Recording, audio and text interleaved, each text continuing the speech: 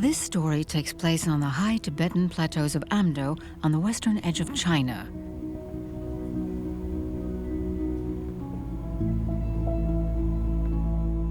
It's the story of a woman who, at the age of 24, transformed her life and returned to the land of her ancestors.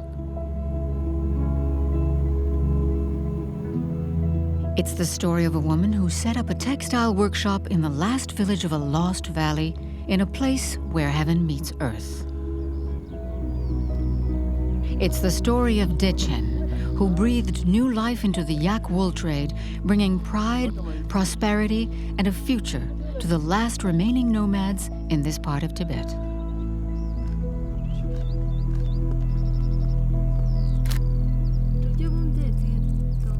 My father is Tibetan and my mother she's American. I grew up in India. I studied East Asian studies and film studies in the US. Ever since I came here, I started to move away from making films. The priority, is always about creating employment. During her first trip to Tibet 10 years ago, Dechen discovered how difficult life was for the nomads, but also the qualities of yak wool. Since then, she has transformed the lives of these Tibetans and revived some age-old skills, establishing a reputation that reverberates around the world from Beijing to Paris. In this dazzling natural environment, Dechen photographs the fabrics, scarves, and shawls worn with pride by the artisans from the workshop. Each collection provides the opportunity to admire the work of these men and women who just a few years ago were fighting exile and poverty.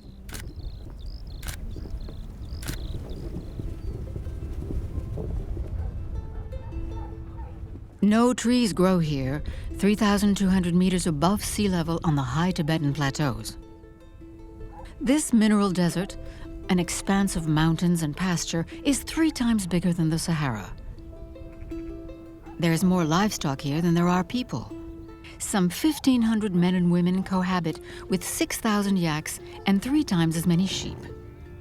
Families move from one pasture to the next, seeking out what they need to survive in this seemingly endless land, where temperatures can be capricious.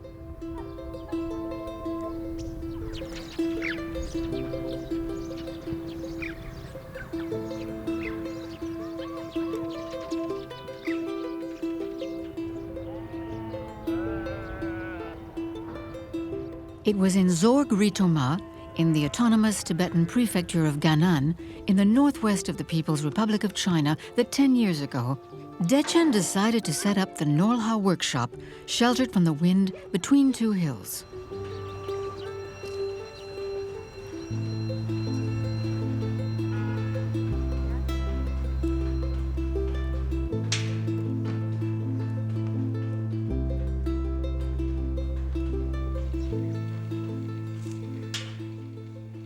The word nor, it can mean jewel, it can mean yaks, and it can mean wealth.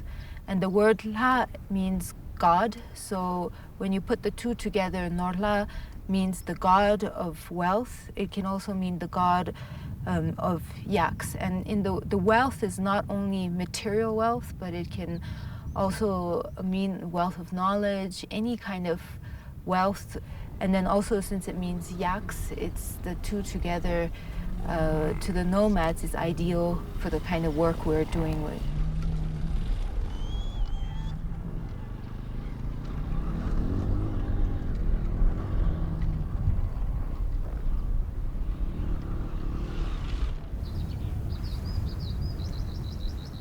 Yaks have always been at the center of nomadic life. They are a means of transport, providing milk for nourishment and wool for making tents and everyday objects. When the cold season arrives, yaks produce a magnificent fiber, an incredibly soft down called kulu. Kulu, it's kind of soft layer of wool that the yaks have that really insulates them and keeps them warm. And then over the underlying yak wool, then you have the yak hair. That's the long hair that falls typically under the belly. So yak kulu is the softest, the finest of the yak wool.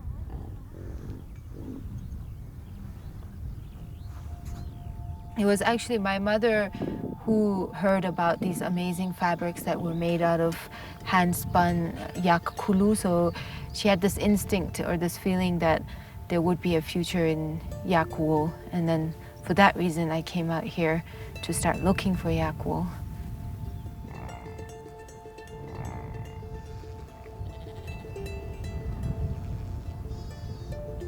On the high Tibetan plateaus, nomadism is under threat. Young people are attracted by the big Chinese megacities where they go to join the workforce. By supporting these nomads, Dechen allows them to stay in their homeland and takes great pains to perpetuate their culture and traditions. Before the pastures were good, we had between 600 and 700 sheep, more than 200 yaks, and over 20 horses.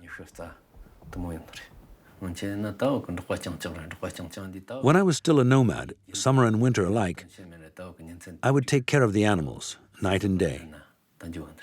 It was my life. I still feel like a nomad inside. It's in my bones. Even if I've worked at Norlha for years, the feeling is still there.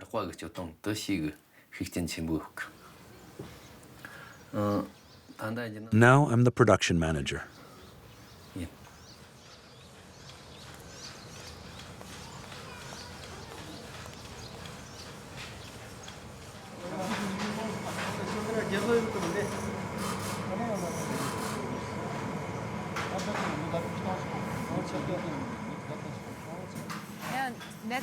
It's not very well woven. It's like a net.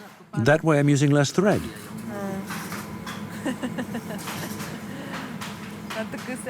Aren't you a little mean?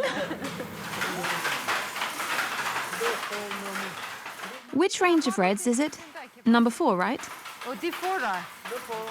We don't need those two there. I like that one best. Which one do you like best? That one.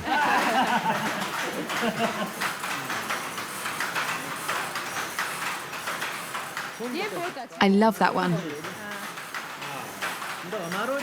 The red brings the white out better.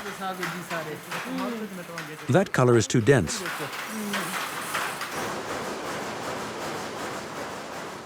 The workshop opened 10 years ago with 10 people, 5 men and 5 women. By the end of that year, there were 45 people. Spinners, dyers, weavers, dressmakers, pressers. Today, there are more than 100 people working there.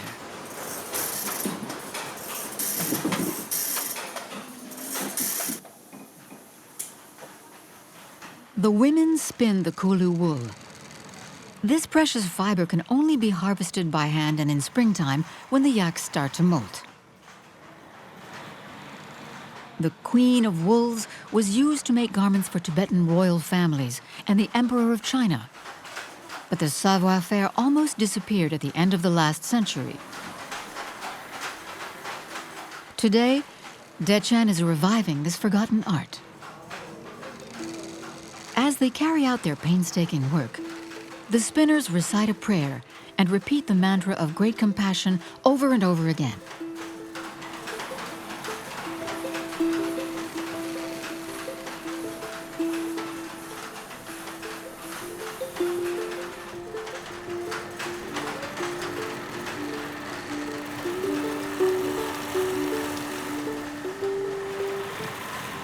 So for that reason, it was always very obvious that the only way that we could help people was by bringing and keeping the added value of this locally available raw material right in the area itself. And the only way you could do that was by providing stable jobs and a stable source of employment. The workshop has no animals of its own, but buys the finest kulu of 2-year-old yaks from a network of nomads who bring their wool every May.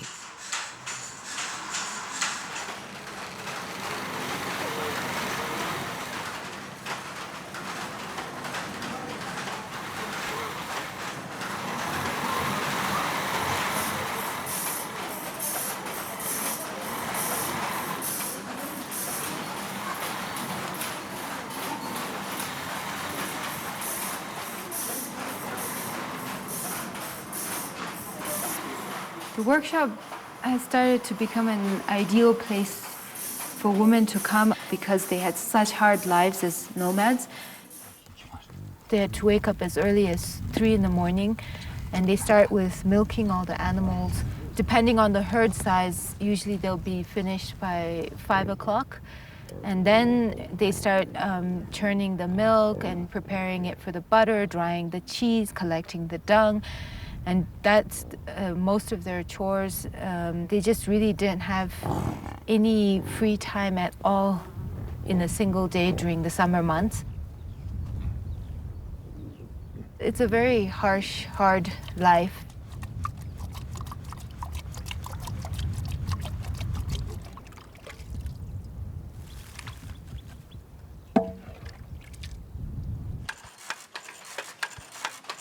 For them, it wasn't so difficult listening to someone telling you what to do because they had to listen to their husband or they had to listen to their father-in-law or their mother-in-law or their mother anyways. It's become a place where they can come and they can receive and have a steady source of income, and they then have a new kind of status, whether it's in their family or whether it's in their freedom as being a single woman. My name is Drukmuk Yi. I'm a weaver at Norlha.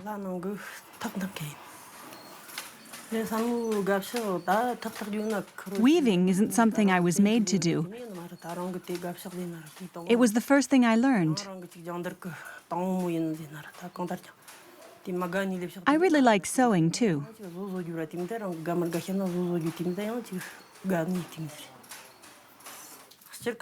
At the workshop, sometimes I get bored. We can't do what we want, when we want. When you get bored, you get really bored. But I say to myself that I'm no longer collecting bad karma killing animals. Now, I earn a living in a dignified way, and I like that.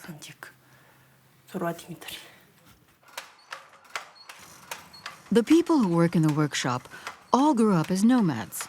Mostly illiterate, they know these vast rolling grasslands like the backs of their hands. The first weavers went to Cambodia to train. I'm a nomad. I'd never traveled abroad before, not even to China. The first time, it was so hot. And I was amazed to see the ocean.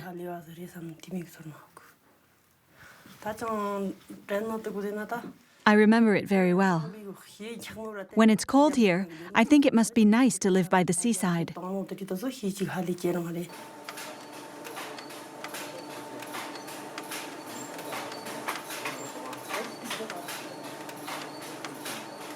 The other artisans were trained by Nepalese experts. They learned to spin and weave using an Indian technique that was new to them. Sometimes the training began from how to use a calculator, how to write numbers, and then how to add, how to subtract, and then they picked that up quite fast. Like Dechen, most of her close collaborators started this adventure at a young age. Zorge was 22 when he arrived at the workshop. I learned a lot from Dechen.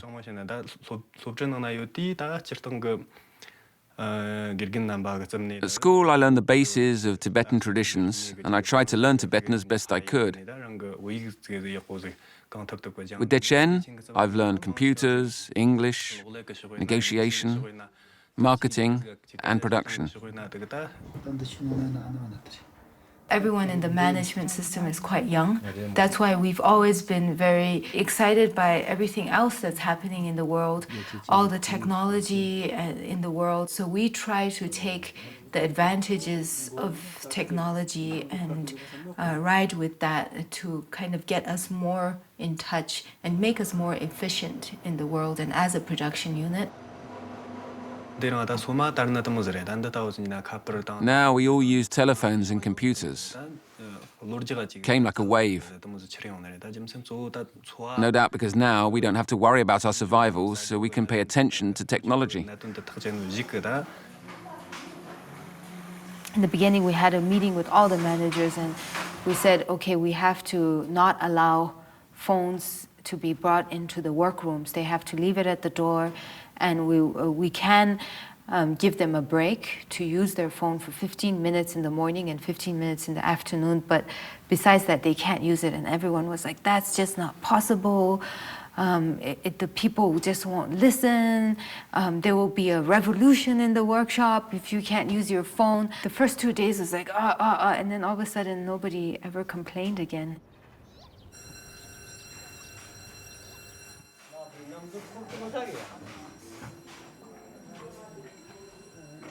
For years, the nomads were isolated. Now, men and women are connected from across all the regions of the plateau.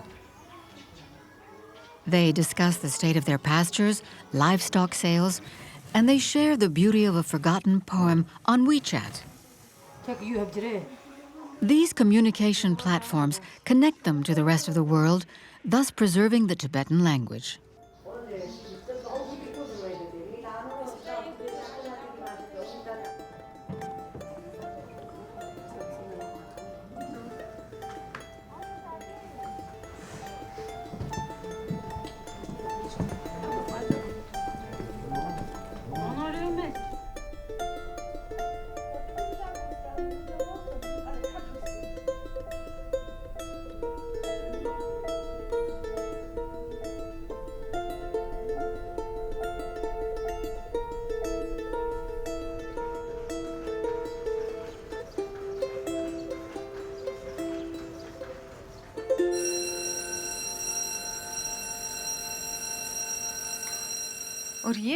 This one has turned out really well.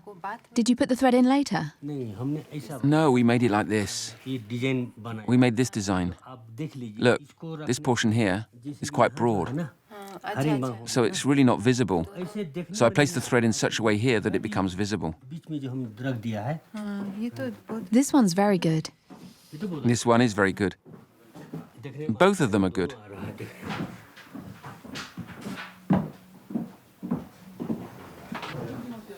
The activity in the workshop grows day by day, each one playing their role in using their expertise to create something truly excellent.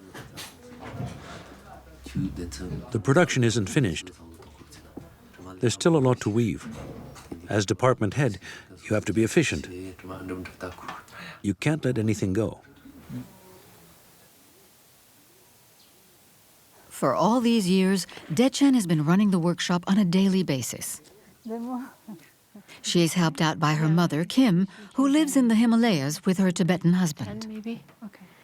So we can start by looking at the website, the pictures, and all those questions you had. Start giving me all the pictures so I can start processing them at night. Yeah. Yeah.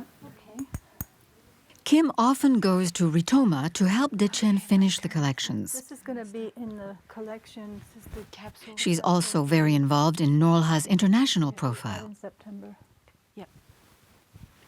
Kim provides the link between this lost valley and the great capitals of the world. Here. The way you could do it. Mother and daughter have dedicated 10 years of their lives to this project, which they created together.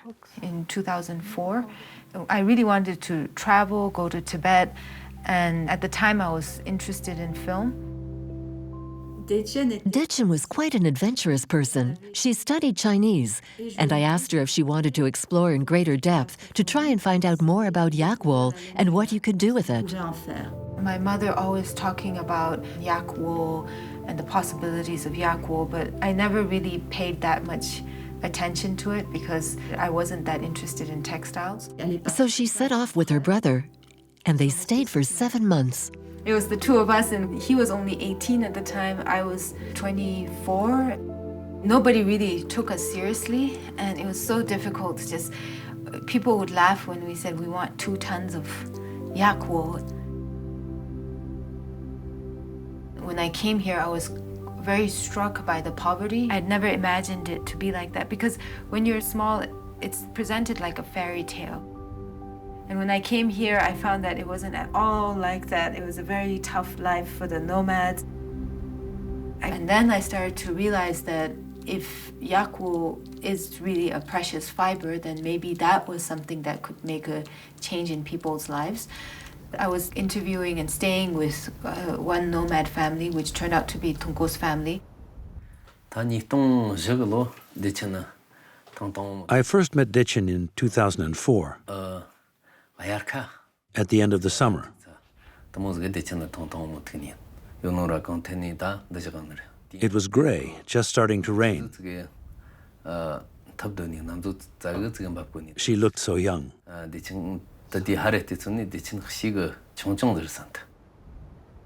I continued to stay on, and I was very persistent. And then eventually I managed to get their trust, and we now know each other very well, and we're like family. But when I first arrived, it was a little bit difficult. I think this idea of helping, of making a difference, that's what motivated her most. When we talked about the future, she had some very ambitious projects.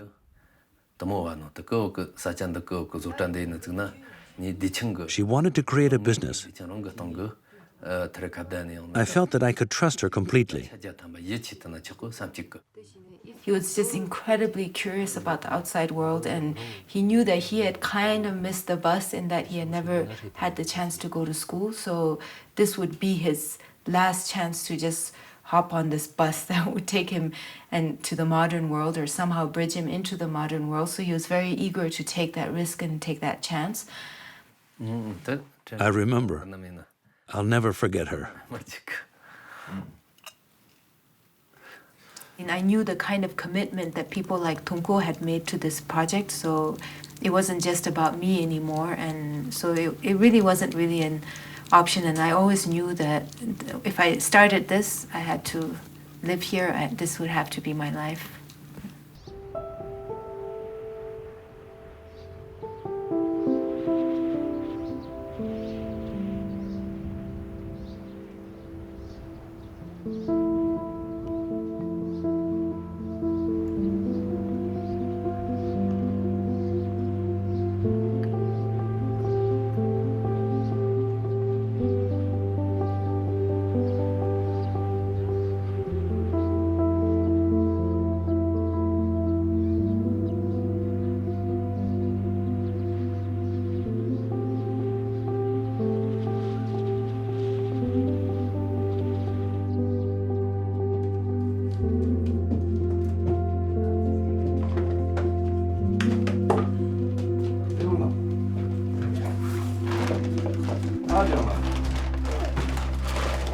Yutam and I have been together now for almost 12 years. The glue of our relationship is that our vision in life, we share the same vision, we have the same goals.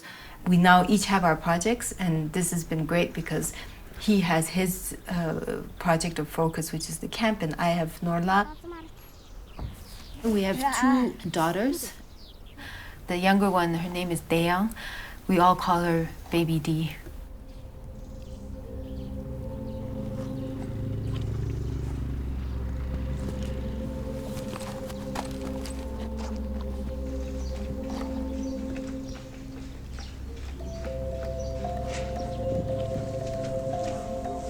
The older one, her name is Nonzi.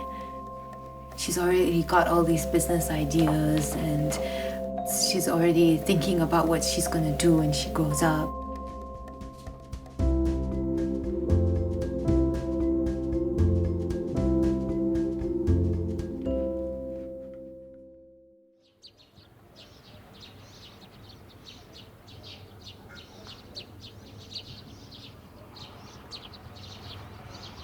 Dechen's house is on top of a hill.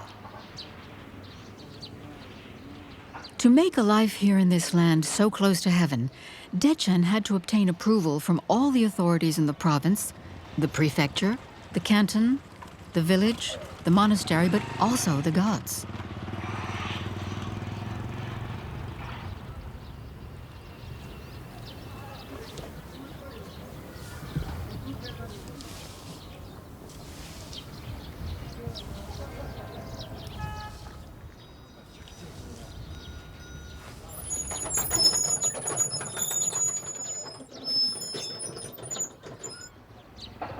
The site of the workshop is very special.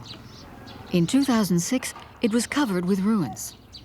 From what the monks say, the god of the earth keeps his horses in this place, and only people with a particular virtue can live and build here.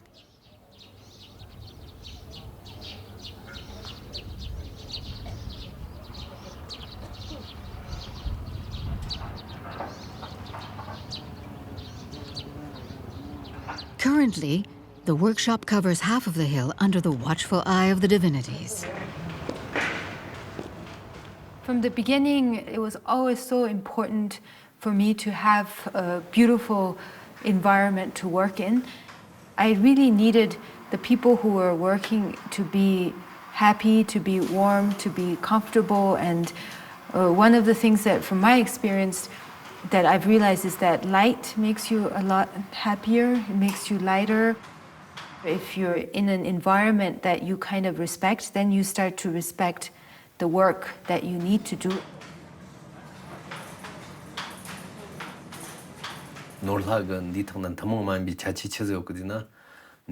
The things Norlha produces are special because they combine knowledge, culture, and love. That is the pinnacle of beauty, in my opinion. In the beginning, we only worked for luxury houses, and that brought a lot. It was much more interesting making something beautiful. It was harder to find something exceptional, and which would not just provide them with expertise, but also a kind of prestige to help this heritage.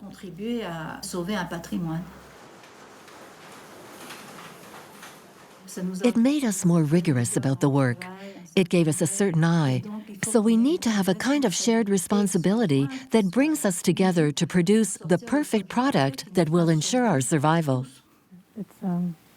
That's a really nice one because you can put these really crazy colors, and then you get just a hint. It's the same kind of thing as this. Yeah. You just get the hint of the crazy color. Yeah. I don't know. I like the idea of choice, a little bit of choice. Sometimes you do too much choice and it gets too confusing, but I like this one also.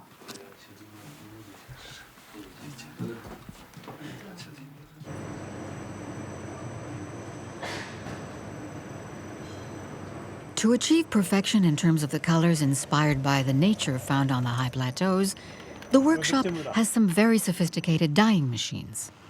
The dyers find the right dose to evoke the green of the summer pastures or the gray of a stormy sky.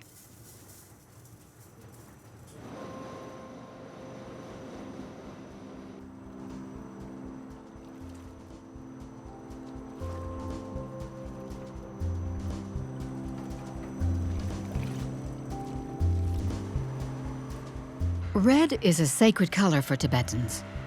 It has magical, protective powers. Red represents well-being, wisdom, and dignity. It's become the red of the Lama's robes and the sign of power in Tibetan Buddhism.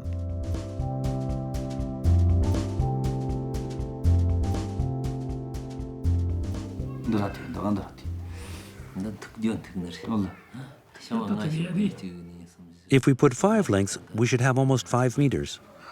Oh, there aren't 5 lengths there. Yes, there's one that is 5 lengths and another one that isn't. This one is 5 meters. This one is smaller. I'll try it before buying.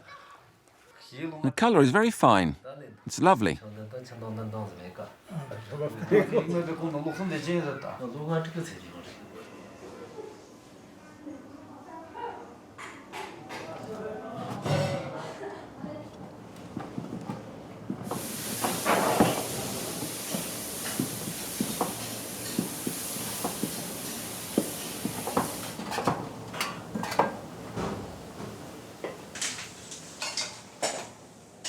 Dechen is always trying to improve the lives of the artisans.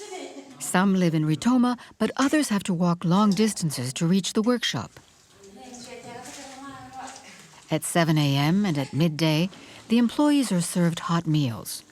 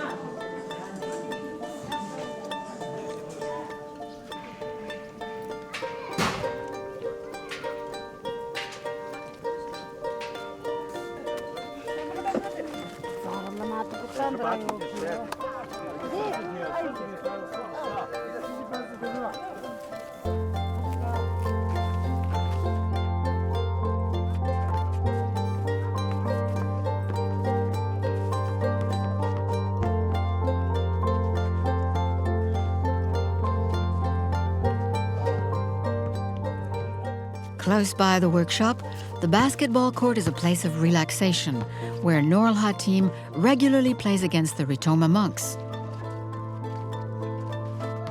The women have yet to try.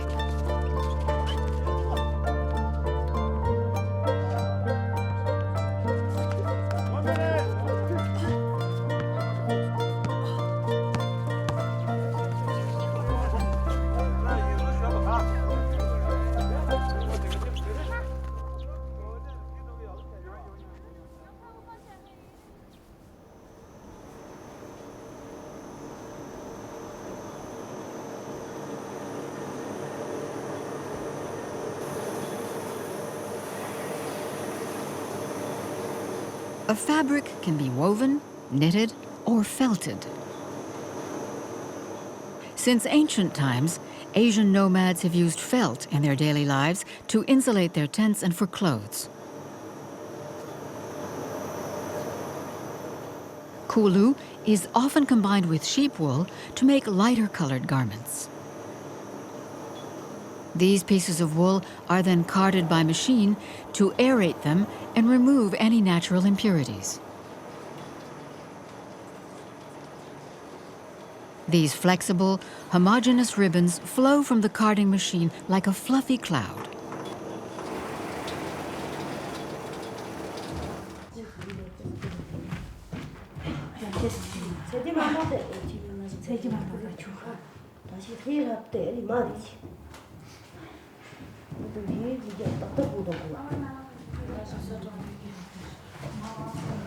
Felt is a fabric made from an accumulation of unspun wool that is layered until the required thickness is achieved.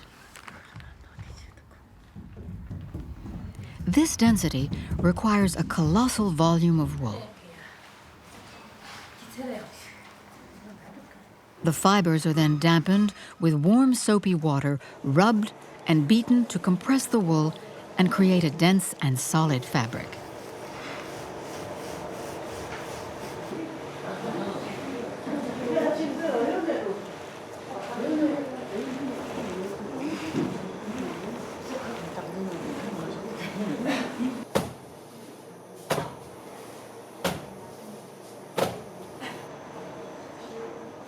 With the felting, we've always had a problem. The finer you get with the felt, the more difficult it is to achieve a complete evenness. So if it's 300 grams, to make sure that the whole panel is evenly 300 grams and not lumpy on some sides. Every time they brought in the felt panel, we'll pick it up and look at it in the light, and then we'll say, oh, this and this and this, that. And finally one day the manager was like, actually, if we had a light that we could see that before we felted, then I think we could solve it. And I was like, are you sure? And he said, yes, we just need a big table with lights. Sometimes their inventions were a little bit crazy and they didn't work out. So I was like, okay, first let's design a mini table of what you're saying and see if it really works. And then we'll make the bigger table. So they went to work and they designed a small table and they put the light on, and then they said, see, it's working. So finally we tested it by making one big table, and I mean, it worked. It's very obviously has become the solution of how we make very even, fine felt.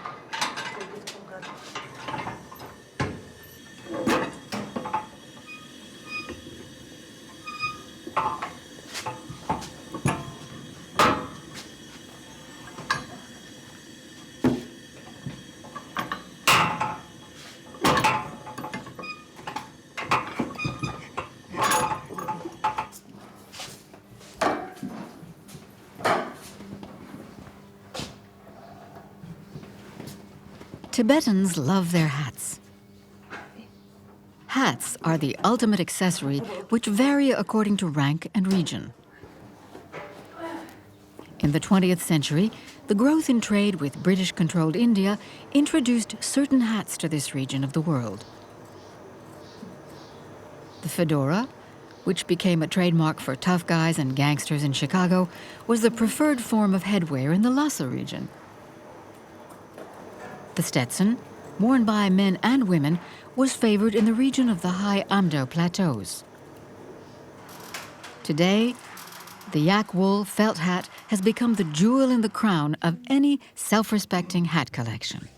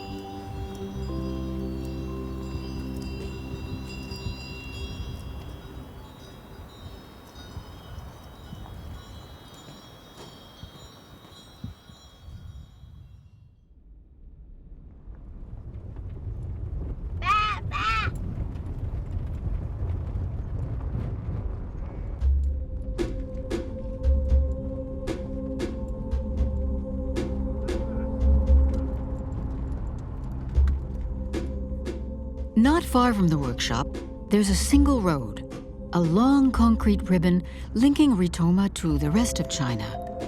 A vast place where modernization is making huge strides.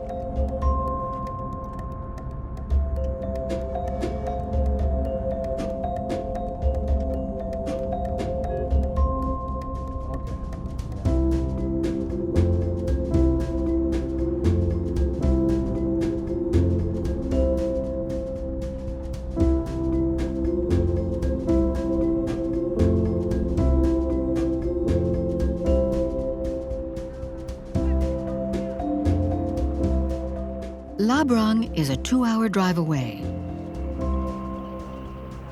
The monastery of Labrang, built in the 18th century, is the biggest Tibetan monastery in this part of China. It lives at the pace of the pilgrims and the 1,800 monks united in different schools.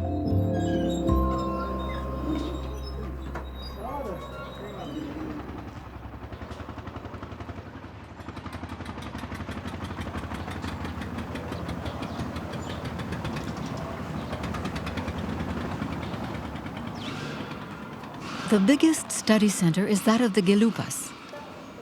It's one of the main schools of Buddhism. It welcomes the elders of the families for a day, a month, or a lifetime. For Tibetans, having one of your children as a monk at the monastery ensures a link between the secular and spiritual worlds.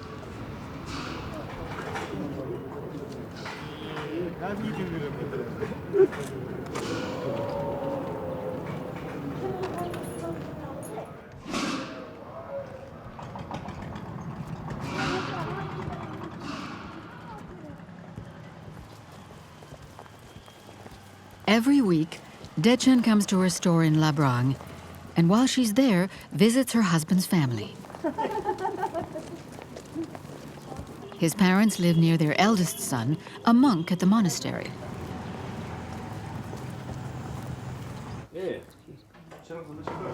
He welcomed Dechen during her first trip and taught her the dialect of the high plateaus.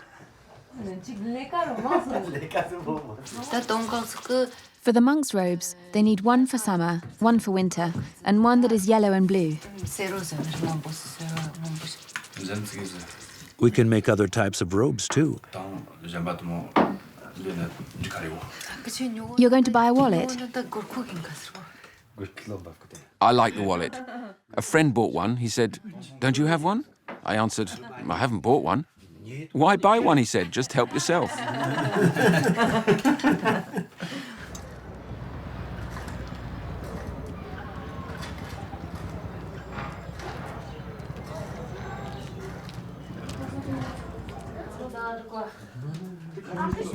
The red is for you.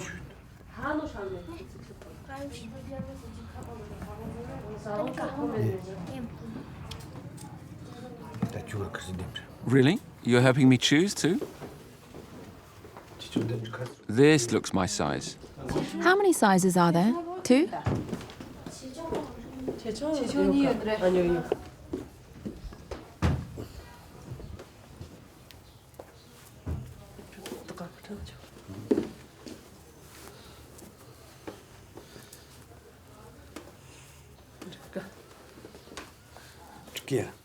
Yes, it's perfect. Monks would come in and they always have lots of suggestions. You should make it a little bit like that. You should make a belt. You should make a hat, maybe a sock. So based on these kind of demands, we've slowly put together a monk's collection. And now that's our biggest selling item locally, actually. Monks are especially sensitive to quality because they're very used to dealing with beautiful tankas or beautiful statues or always the traditional kind of buildings. They're done with the best stonework people and best painters. And they're also very sensitive about where products are made. Very few products are well made and successfully made in Tibet. We're really proud in almost being the pioneers in the modern world of being a truly made in Tibet product.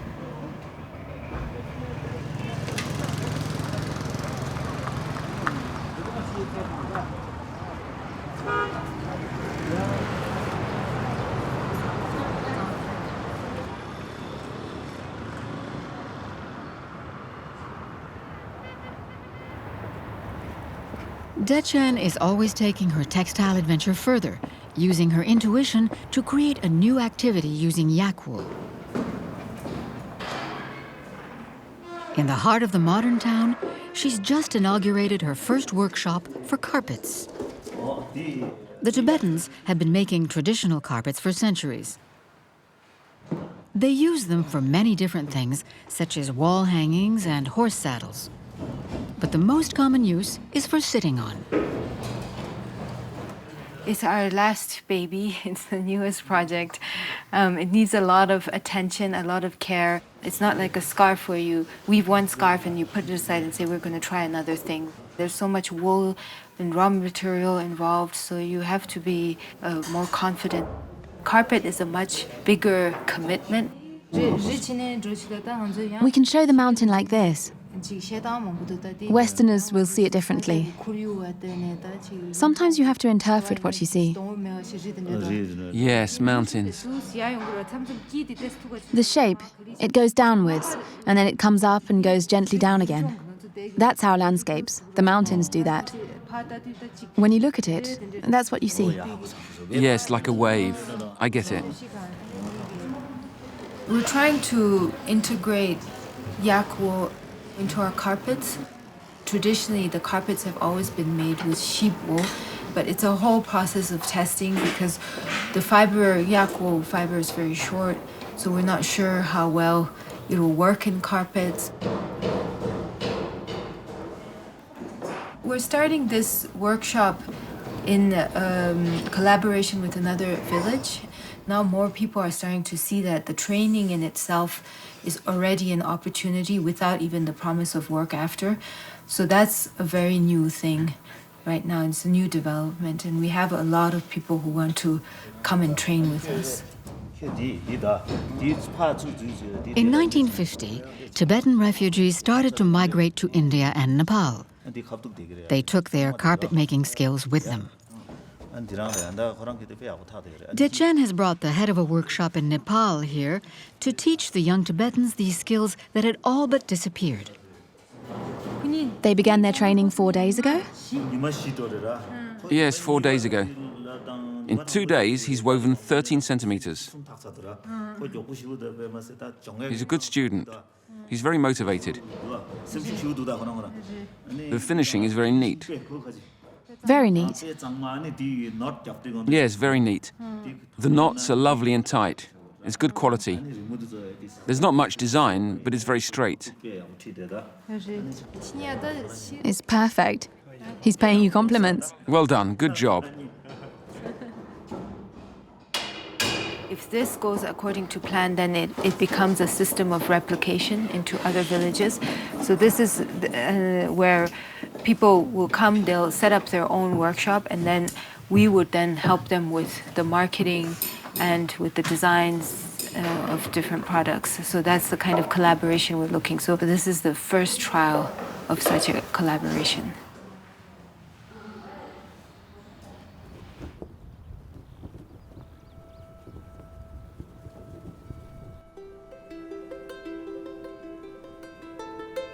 For Dechen, this is a new chapter in her Tibetan story. Day after day, she is helping Tibetan nomads to stay on their land and be proud of the work they're accomplishing.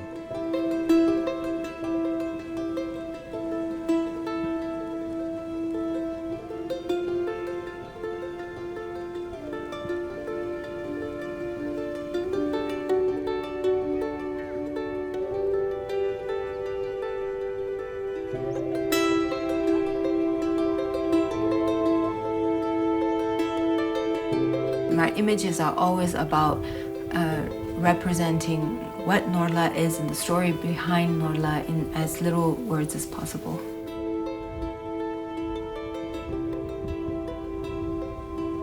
We all together share this sense of pride of what we've brought norlha to be today. So I think that's what really makes us a team at heart together, and we really feel connected in that way.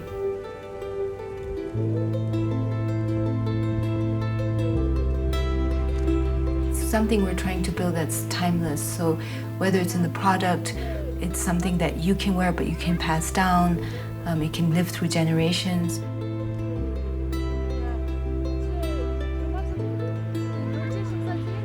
The project itself at the workshop, it's also, we're trying to build something where the parents are working here but they can hope for their children to work here and their grandchildren, and it provides for a very stable workforce. In that way, we're trying to build something that will survive through generations, and so I would say maybe timeless is the word for norlha.